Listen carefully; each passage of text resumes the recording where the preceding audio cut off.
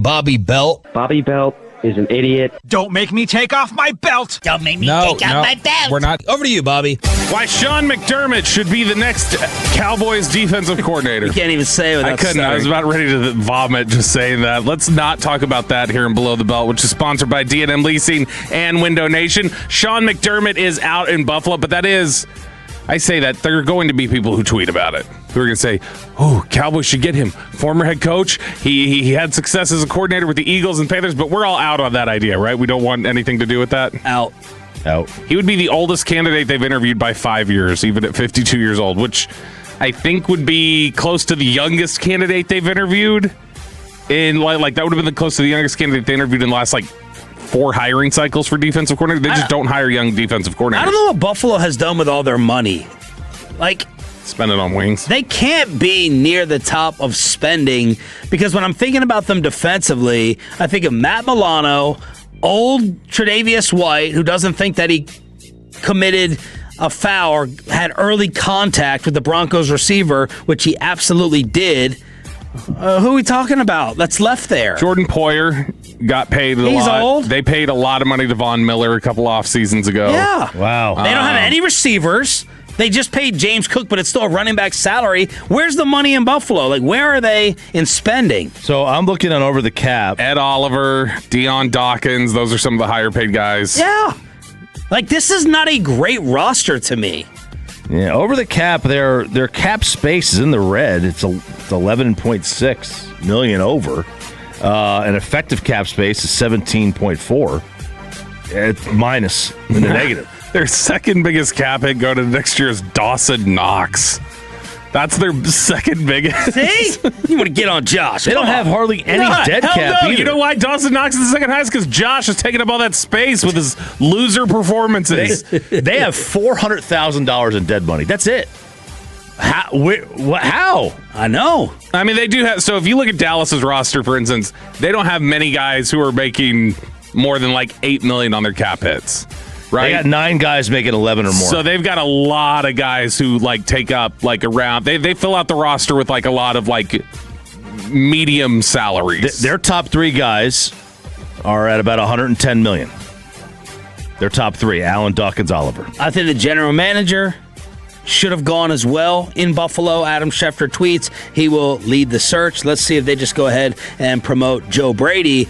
But all these openings at head coach, they can't be great for teams searching for a DC like us, right? Well, I think that's why Dallas got into the market as quick as they did. As quick, Shoddy got into the market. Yes. Where I know there were a lot of people who were like, well, they still waited a day. They were still behind. It's well, they did also start defensive coordinator interviews earlier than any other team did in the NFL this year. So they weren't that behind. But they've got they wanted, I think, to be able to kind of evaluate the market, figure out where things were, because they knew the more coaches that got hired, the more defensive staffs are turning over, the more that would change the whole landscape of who's available. But, I mean, as it continues to go on, like I said, you've got Gannon, that'll come in for an in-person interview tomorrow. The other 2 that are set up for in-person interviews at this point are Durante Jones, the defensive passing game coordinator from the Minnesota Vikings, who is 47 years old. He's the oldest candidate they've interviewed. And then the next one will be Christian Parker, who's one of the youngest interviews that they've had scheduled, but he's the defensive passing game coordinator from the Eagles. So right now, it feels like they've kind of centered around those. I was really hoping the Bills would win over the Broncos just to be able to free up and get the answer of is Leonard getting one of those interviews? Jim Leonard from Denver. They win. They continue on for another week. If they were to, regardless, after that, you can interview him. But it delays things another week to 10 days to be able to find out, all right, is Jim Leonard one of the guys you want? They waited around to see if Jeff Ulbrich would be freed up with the Falcons. Now that Kevin Stefanski's been hired there, he's not going to be an option because Stefanski's going to retain Ulbrich. But Jim Schwartz is getting second interviews with Cleveland. He's been there. Yeah, he's been there. What do you need 2 interviews for? Does that feel like... God, if you're a Browns fan and you hear that, you're just but I have a perfect Browns fan that I worked with in Rockford, Illinois about 22 years ago or something. And these they're so nice. They're just nice suckers. Mm-hmm. And I feel for them and I want them to win. But anything they do, they're just like brown-colored glasses. Like, yeah, I kind of want Schwartz and McDaniel. I'd be fine with McDaniel. Let's go Dylan Gabriel. Like, they're just like your nice friend that supports anything that their crappy loser organization does. They hired Jim Schwartz. That's a ugh. Would you like that, Holland? Derek Holland, if you're listening, tell us if I you guarantee would he would love not like Jim Schwartz. Nobody wants Jim Schwartz running their organization. You want him him as running a your DC. defense. Yeah, you want him running your defense, maybe. Although he is reports, everybody says he's dirty. Dirty. I think that's because they mix him up with Greg Williams sometimes. Honestly, it's the whole Jeff Fisher. You're connected with Jeff Fisher at all, right? Nick Harris tweeted over the weekend, Cowboys Insider Forward Star Telegram, hearing some good reviews on the Cowboys interview from Durante Jones for DC. He impressed some people in the building. Efficient communicator, a big deal in this search. Confident in what he preaches. He's been the surprise of the search so far. Team now directing attention to Jonathan Gannon on Tuesday to start the in-person interviews. and that's the thing is that if Jim Leonard is part of this process, if they want to wait around and get a chance to interview him or whatever else. And remember, people think that John Harbaugh could be getting Leonard. Yes, that could be the direction that it's going. If Leonard is somebody that they're waiting on, then I do think that this might be it in terms of the candidates that they're looking at. It might be those four. Because I don't think they're going to get any new fresh interviews in here in terms of like just a candidate we haven't even talked about yet. And it remains to be seen if they want to call back any of those others that they had virtual interviews yet for a in-person interview. By the way, the Packers agreed on multi-year extensions with Matt LaFleur and the general manager. The Packers DC, Jeff Hafley, has apparently, according to Tom Pelissero, has emerged as a front-runner for the Miami job.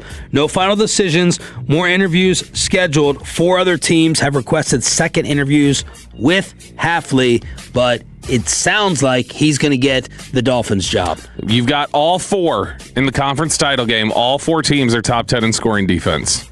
This has become a defensive. It's shifting a little. I don't want to say it's a defensive league yet, but it feels like there's less of the QB quarterback coach like work bubble that had been created with coaching opportunities that led to the Zach Taylors of the world, who still has a job. But like Zach Taylor and those type of people started getting all these different jobs that it was like, all right, we're speeding this up a little bit. It does feel like it's starting to shift back towards, hey, defensive coaches matter here. Choppy, we've got back and forth reports on Aaron Rodgers and Pittsburgh. Yeah, so there was an initial report that they were done with him, and now there's a report that, well, maybe they are open to a return. Everyone in the locker room was in love, total unison, that Aaron Rodgers was the man in there. Once they've all cried together over Mike Tomlin leaving, I'm like, dear God, who's going to lead us to double-digit losses in the playoffs now for the next decade? And now your boy Big Mike is interviewing there. Yeah, and I don't know how McCarthy worked with the Steelers GM Omar Khan in New Orleans in 2000. Yeah, long that's time a ago. long time. Seems like a stretch when you're talking about McCarthy, but that's a long time ago. Look, I don't know if the Rodgers return coupled with this McCarthy thing there's any connection there. Like, hey, maybe they'd be open to it if Mike. Because I don't know what Mike's relation with Rodgers is now. Anyway, right. I also don't see this as a fit for Mike. Pittsburgh has shown they want to go. They generally go younger. They don't usually hire older coaches. They generally go with a younger coach. None of the coaches they had, the previous 3, had any experience. Obviously, it's been a long time with those 3. So I don't think they want to hire Mike and have to do this again at max. At max, even if Mike does well and they don't fire, at max he's going to coach another 8 to 10 years. I don't think they want at max. That's at max. Yeah, that's super max. I was thinking 5. Maybe. I mean, he's mid-60s. He'll be 70 years old. So, like, let's say he coaches until he's 70. That's what, 7 years from now? Something like that? Yeah. I don't think they want to do this in 7 more years. He's a fit if this is the McCarthy that got hired in Green Bay 20 years ago. Like, yeah, that guy, like, all right, Pittsburgh, kind of blue collar, going to be hanging around for a while. Yeah, all that fits if we're talking about McCarthy when he was in his mid-40s. That would make sense of a guy that. But, like, all these interviews that they're throwing, they keep interviewing guys who are, like, 38 years old. There's a report that they've requested a second interview with Anthony Weaver from the Dolphins, the defensive coordinator. That feels very much like a hire they would make. Okay, here we go. This is a defensive-minded coach in his mid-40s There we go. And then you'll hang around for the next 20 years. But, I mean, this would be the first. If they hired somebody who's older than 40, it'd be the first time that they've hired somebody that old in 60 years. They hire young coaches that they want to keep around forever. It's nice that Mike gets the interview. I don't think that Mike is going to be permanent there. Yeah, the interview is probably hey, you're a Pittsburgh guy, throw you a bone, that kind of thing. Pittsburgh, cold, yesterday, elements, snow, New England, Chicago. Bobby, you found a little piece on what happens in the cold during these games? So this is something that we heard a little bit about. Stafford last week was talking about, all right, I'm going to wear the scuba suit. I'm going to go diving in there just like Tom Brady. Tom Brady taught me that the scuba suit is the way to go in these cold weather games.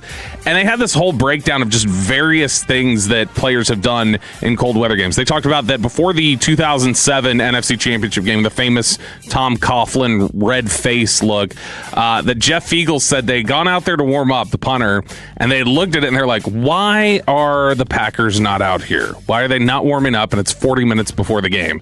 And they realized, they know this weather, this is freezing. So it's just an example right there of a small thing of just how guys handle it. So Fiegel said before that game he realized, I'm not going to punt. He said it's the only game in his career he didn't practice punting because he didn't want to get in his head about how hard and how painful it was to punt the ball before they were into game time. Wow. He talked about, Von Miller said he loves it. The colder that it is, the better. He said guys' hands start hurting. They're not able to actually grab hold of you. He said offensive linemen aren't willing to hold the colder that it gets. And so he said the colder that it gets, the better for defense typically. But they talk about all these different guys that some guys wear turtlenecks. Other guys say the more you start running around, you start sweating and it weighs you down and you can't do anything. So other guys say, I just go sleeveless because you can warm yourself up on the sideline. Von Miller specifically said practicing in cold weather is way more difficult than playing a cold weather game because you have all the heat resources when you're on the sideline, and then when you're running, adrenaline takes over, heat, everything else. But they said that all these players vary how they do things because of the weight that it causes. That was the most common thing they listed in there, is that the weight that it adds, all the different layers that you have, and guys just are like, I'd rather be cold than weighed down. Rams were practicing in 80-degree temps. They put cayenne pepper. Has anyone done this on the fan text? They're putting cayenne pepper in their cleats, underneath their socks. They said it warms you up a little bit. Cayenne pepper. And then they had chicken broth, hot chocolate, and marshmallows on the Bears sideline. Bone broth is another big one that people sip on. Now they say, is that the same thing as like the garlic clove that they say if you put it on the bottom of your feet, you'll taste it in your mouth later that night? How can you run with the garlic clove? No, I'm just saying that the pepper flakes, I would assume that that does mean that your feet could like absorb some of that stuff.